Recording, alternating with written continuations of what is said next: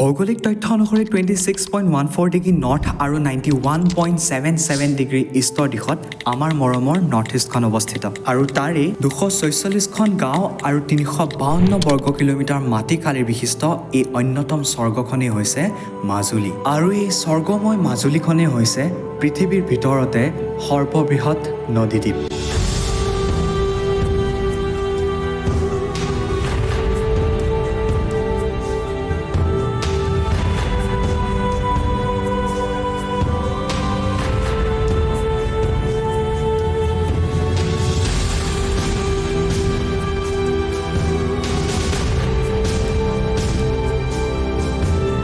মহাপুৰুষীয়া এই ধৰাখণ্ডৰ প্ৰায় 25খন সত্ৰৰ অধিকাৰী লোক সংস্কৃতি কলা কৌশলে পৰিপূৰ্ণ সাধাৰণ লোকৰ অসাধাৰণ সৃষ্টিৰ এই স্বৰ্গময় মাজুলীৰ অনুভৱ কৰিবলৈ সাজু হোৱা সকলো।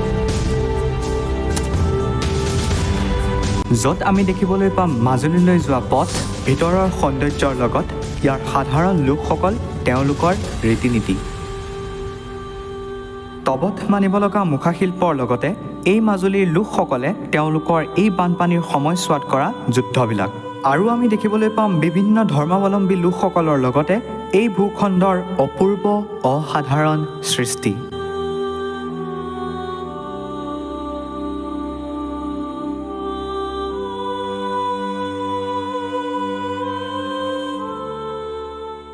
ব'লা ভিডিঅ'টো আৰম্ভ কৰোঁ। আমাৰ যিকোনো এটা যাত্ৰাৰ প্ৰাৰম্ভত মহাদেৱৰ আশীৰ্বাদ আমি লওঁৱেই, তেওঁৰ আশীৰ্বাদৰ অবিহনে সকলো মিথ্যা। Let's go guys, it's beautiful, seriously বহুত ধুনীয়া মাজুলীখন। তো ভিডিঅ'টোৰ লগত জড়িত হৈ থাকক আৰু স্কিপ নকৰিব কাৰণ বহুত ভাল বস্তু কিছুমান মিছ কৰি দিব। Let's go। এতিয়া মোৰ এই যাত্ৰাত আছিল মোৰ লগত মোৰ চাইকেলখন, নেদেখাজন আৰু মোৰ ছায়াটো। এতিয়া লখিমপুৰৰ পৰা খাবলুঘাটৰ দিশেৰে গ'লে এখন মিচিং গাঁও ৰাস্তাত পাই যায় আৰু সেই গাঁওখনত সাংঘাতিক বানপানী। পানীৰ কাৰণে জীৱ জন্তুবিলাক ৰাস্তাৰ কাষত বান্ধিব লগা হৈছিল আৰু ঘৰলৈ যাবলৈ এনেকৈ সাঁকোৰ ব্যৱস্থা আছিল। চাংঘৰৰ বাবে তেওঁলোকৰ ঘৰৰ ভিতৰত পানী সোমোৱাৰ পৰা কথমটি ৰক্ষা পৰিছে যদিও যাতায়াত ব্যৱস্থাটো এতিয়াও তেওঁলোকৰ বাবে এটা ডাঙৰ প্ৰত্যাহ্বান। জাষ্ট ঘাট পাব হৈছে, দেন আমি ফাৰ্ষ্ট ঘাটত যাম, দেন তাৰপিছৰখিনি দেখাই আছোঁ। বহুত ধুনীয়া ঘাটটো পাই লগা ফাৰ্ষ্ট।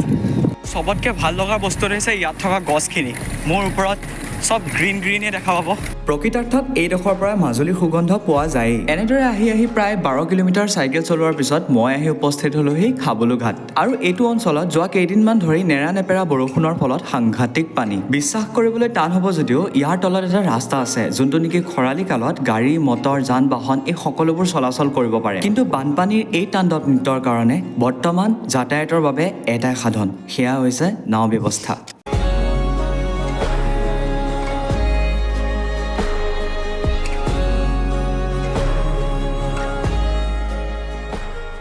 কিন্তু আমি ইয়াতে সীমাবদ্ধ নাথাকোঁ, আমি এক্সপ্ল'ৰ কৰিম চামগুৰি সত্ৰ। আৰু যদি তুমি নাজানা যে চামগুৰি সত্ৰ কি হয় তেতিয়াহ'লে শুনা। This Satra is famous worldwide for its traditional mask making practices continued from more than 5 centuries now by successive generations, and this satra even recently represented Assam in national platforms and brought glory to the whole state. আৰু এনেকুৱা এখন নাম জ্বলা আৰু অদ্বিতীয় সত্ৰৰ পৰাই মুখাশিল্প শিকিবৰ বাবে মই উপস্থিত হৈছিলোগৈ চামগুৰি সত্ৰ। আৰু তোমালোকেও এই সত্ৰৰ আধ্যাত্মিক ভাৱখিনি অনুভৱ কৰিবৰ বাবে চেনেলটোৰ লগত জড়িত হৈ থাকা আৰু চেনেলটো ছাবস্ক্ৰাইব কৰি লোৱা। এতিয়া এই অসাধাৰণ মুখাশিল্পৰ লগতে আমি এটা সম্পূৰ্ণ দিন কটাম বানাগ্ৰস্ত লোকসকলৰ লগত। এই গোটেই ঘৰটো ডুবিছিলে। তেওঁলোকৰে মাজৰ এজন অংশীদাৰ হৈ পিনি আমি সকলোবোৰ বস্তু অনুভৱ কৰিবলৈ ট্ৰাই কৰিম। ইয়াৰ লগতে দেখিবলৈ পাম অসমৰ পৰা লুপ্ত হোৱা কিছুমান কাৰ্যপদ্ধতি, কলা কৌশলবোৰৰ লগতে আমি দেখিবলৈ পাম অসমৰ প্ৰকৃত ৰীতি নীতি। এণ্ড অবভিয়াছলি হাঁহি ফূৰ্তিৰ মাজেৰে এই ব্লগটোতো আধৰুৱাই হ'ব। বাৰু এই সকলোবোৰ বস্তু বাৰু আমি অনুভৱ কৰিম, কিন্তু তাৰ আগত নিজক আৰু মোৰ চাইকেলখনটোতো ৰেডি কৰিব লাগিব। প্ৰায় 1.5 ঘণ্টামান অপেক্ষা কৰাৰ পিছত দূৰ দূৰণিত আমাৰ নাওখন দেখিবলৈ ষ্টাৰ্ট কৰিলোঁ আৰু ফাইনেলি আমাৰ নাওখন আহি পালে। এতিয়া এইখনেই সেইখন নাও যিখনৰ পৰা মই খাবলু ঘাটৰ পৰা মাজুলীৰ দিশে গতি কৰিম। চাইকেলখন ভালকে ৰখাই মই পিন্ধি ললো লাইফ জেকেটটো, কাৰণ পানী বহুত হৈ আছে আৰু মই সাঁতুৰিব নাজানো। প্ৰথমতে বহুত লাজ লাগিছিলে, কাৰণ তাত থকা কোনেও পিন্ধা নাই। এতিয়া মোৰ নিচিনাটোৱে যোনটোৱে নেকি সাঁতুৰিব নাজানে, এই সাগৰ সদৃশ পানীখিনি দেখি অকণমান হ'লেও ভয় খাই গৈছিলো। গতিকে নিজৰ ছেফটিত এলাহ কিয়?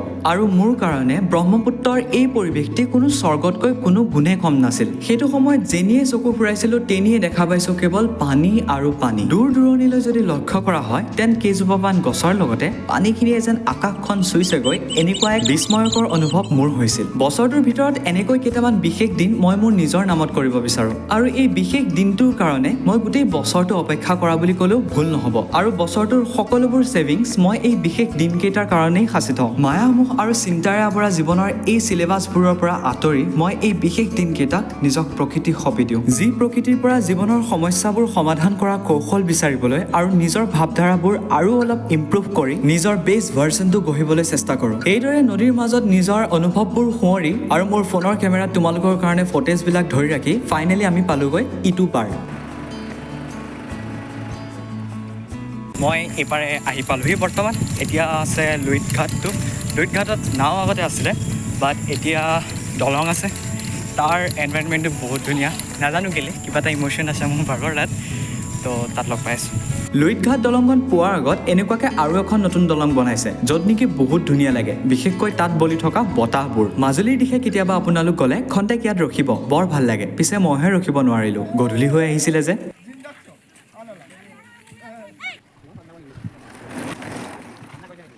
মাজুলীত সাংঘাতিক মহ আছে, মানে এই কাণত আহি ভাইলিন বজোৱা মহটোৰ কথা কোৱা নাই, বাফেলছখিনিৰ কথা কৈছো। এতিয়া মোৰ পিঠিত বাঁহটো তাৰ পিছতহে পৰিল, তাকো সাধাৰণ নহয়, একদম ভুলুকা বাঁহ। এতিয়া এইখন নদীয়েদি হেনো খোজকাঢ়ি যাব লাগিব। এতিয়া উপায়ো নাই, ব'লক আৰু গুচি যাওঁ।